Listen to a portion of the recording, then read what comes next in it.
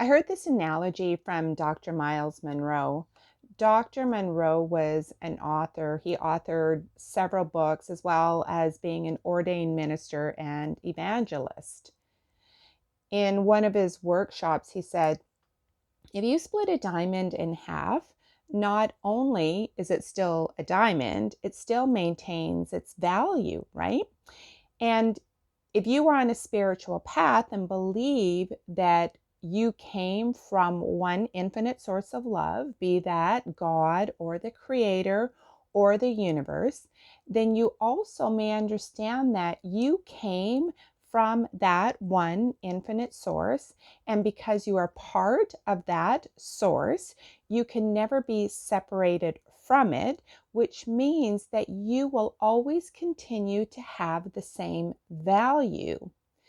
Just because you are split, just because we are split from source, does not devalue us as a human being, but we do forget that we are part of something much bigger. We're connected to much bigger.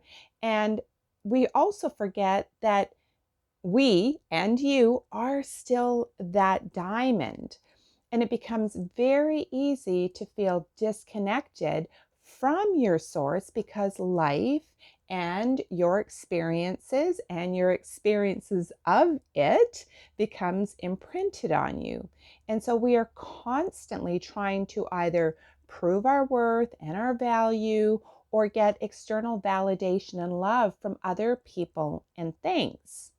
I'm Iris Sirianni. I am a self-love coach, and I specialize in helping people who use drugs and alcohol as a way to cope with their life. I help them to heal and to know themselves, because to know yourself really is to love yourself. And when you love yourself, you show up in the world in a much different way.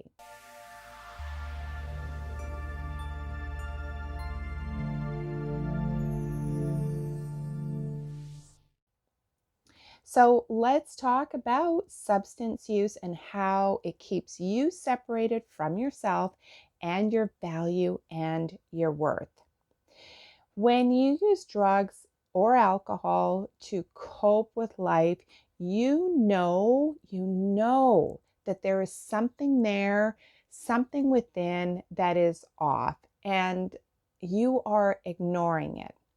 Now, it could be a toxic relationship. It could be a job that you just hate going to.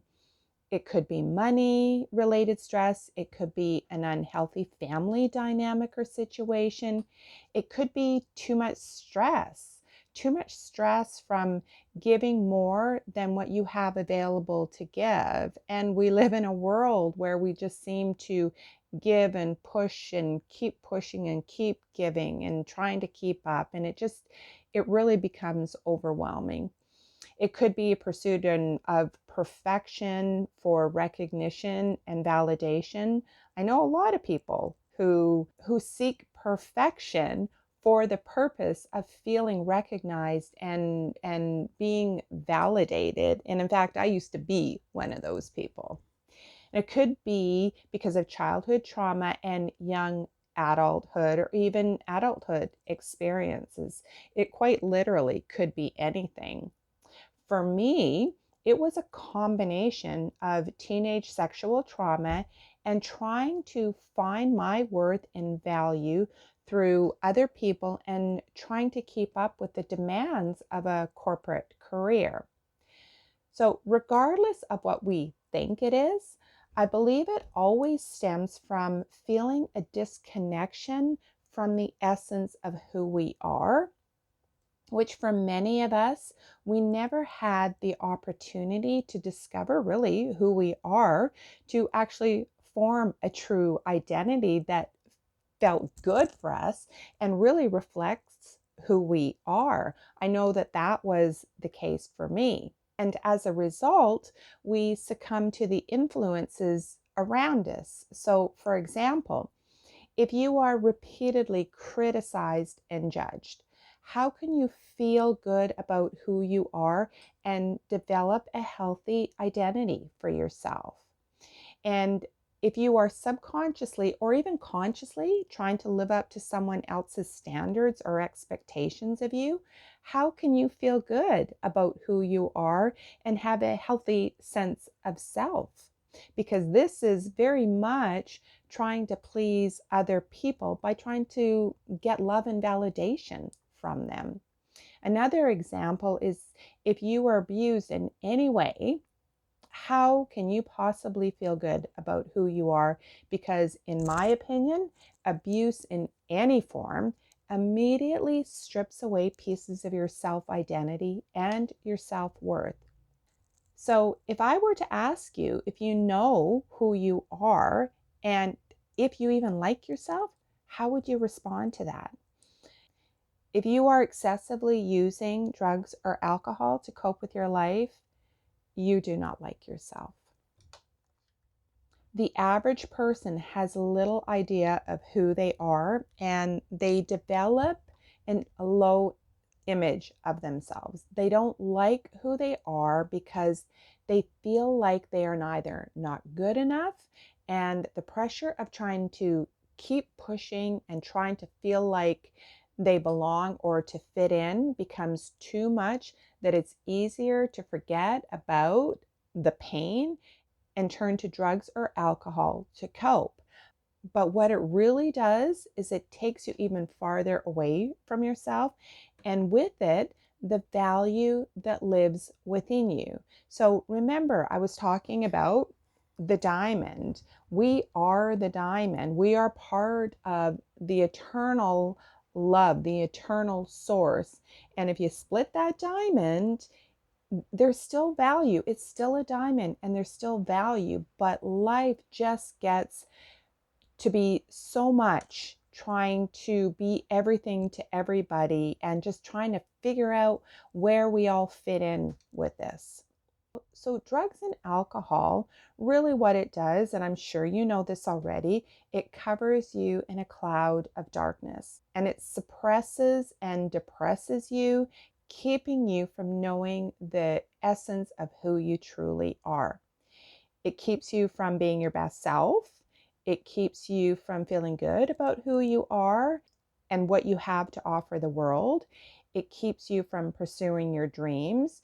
You may talk about them a lot, but never take any steps towards them because there's that lack of confidence in yourself and lack of belief in what your potential really is.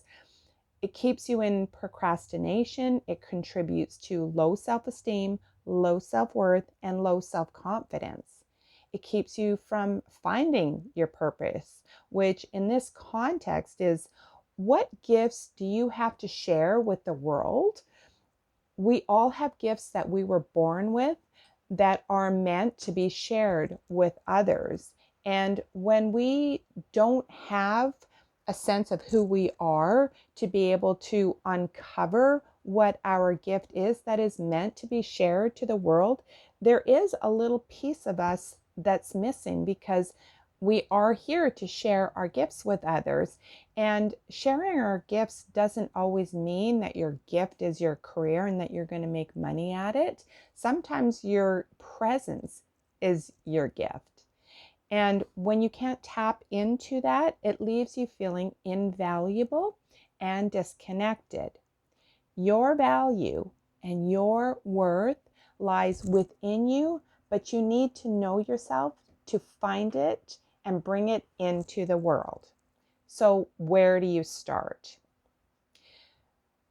You have to start to invest in yourself, invest in your self growth, invest in your spiritual growth, and take some time to really discover who you are, which includes healing all of everything that you've ever learned about who you are. You can hire a coach or talk to a therapist, start to read books on spirituality, go to workshops. There are so many resources available to help you get started. The second thing is start to create a connection with your spiritual team. for me, when I was going through my healing, when I was trying to quit drinking and just create something better for myself, I started reading books on spirituality. Became very interested in spirituality.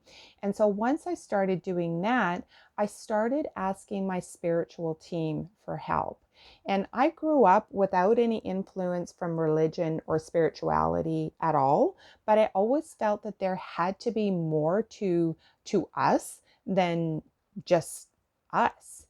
And it wasn't until my life really started to crumble down around me that I started to wake up and start looking for spiritual help. And once you build this connection and start tapping into your spirituality, and you can do that even if you don't tap into your spirituality, depending on where you are on your path, you can always ask for help from the universe or God or your spirit guides. They're listening and they're going to help you. Okay, so number 3, my spirituality took me to wanting to learn to meditate. I can't express to you enough how important meditation is. And meditation, when you first start learning it, it is really uncomfortable sitting in silence with yourself. I'm not going to lie. It's very uncomfortable when you are in so much pain and there's nothing to distract you from yourself, because that's what we do. We try to distract ourselves from ourselves because we don't want to face the feelings. We don't want to feel the pain. We don't know what to do with the pain. That's where meditation is going to help you. And that's where your spiritual connection is going to help you, because we can't solve the problems from the same mindset and the same thoughts that are creating our unhappiness and why we go to drugs and alcohol in the first place to try and cope. So in order for us to distract ourselves from meditating, we will say things like, I know I should, but I don't have any time to meditate, or I would if I could turn my monkey mind off. Or you might start and get maybe 2 minutes in and say, oh, this is stupid. I don't have time for this. And I think that when people start to meditate and learn to calm their nervous system and calm themselves, I feel that they are trying to do that, trying to turn off their thoughts. And for me, I feel that the goal for meditation isn't to try to stop our thoughts and our mind from thinking those thoughts. I feel meditation helps us heal and tune into ourselves. And so there are so many ways to meditate. You don't have to sit there in silence and try and turn off your thoughts, because I don't know anybody personally that's successful in that. I know I'm not successful in that, but I do meditate every day. So there's other things you can do to meditate too. You can walk in nature without your phone, of course, right? And tune into nature. Nature is actually very, very healing. You can listen to binaural beats. You can listen to guided meditations. And right now, one of my favorite ways to meditate is something called yoga nidra, which requires you to lay as still as possible and rotate your consciousness inward. Whether you're doing yoga nidra or guided meditations or walking in nature, consider meditation in any form or any yogic practices to be exactly that. It is a practice that is going to help calm your nervous system and help you tune into yourself, to have more body awareness, to have more self-awareness, and to learn to allow things to come up to the surface for you to transform them. It's a bit of a process, but it just takes practice. And the next thing is to start taking care of yourself and protecting yourself like you are the diamond, which you are. So from that same workshop, if you had a plastic ring that was of low value and you had a diamond ring, which one are you going to really take care of? Which one are you going to protect? Which one are you going to store away? Which one are you going to clean, make sure it's safe? Think of yourself that way. You are that precious diamond, but so many of us, when we're using drugs or alcohol to cope with our lives, we're not treating ourselves like that precious diamond, and you are that precious diamond. So start taking care of yourself and start protecting yourself. To get to the real you, it's like you have to abandon who you thought you were so that you can discover who you truly are. And so for me, when I focused on self-discovery, I learned to love myself. And I continue to do that today. Self-love, I know that it's a buzzword right now, but self-love is so powerful and there is so much wrapped up in self-love. And, if I can do it, I know you can too, because when you love yourself and you see your value, you don't need to hide yourself. You don't need any substances to escape your life. You don't need to sell yourself short. You don't beat yourself up, and you don't settle for what you can get. And a new belief in yourself starts to come to the surface, and you become more brave to show up as yourself in the world. And I know that you can do it. So I hope that you found this video helpful. If you did, like it, subscribe to my channel. I do videos every single week. If you want to learn more about me and how I might be able to help you, you can visit my website at irissiriani.com, and you can book a 30-minute complimentary consultation kind of assessment thing with me if that's of interest to you. I also have a self-love quiz that you can take just to see where you are on your journey. And until I see you in the next video, take good care.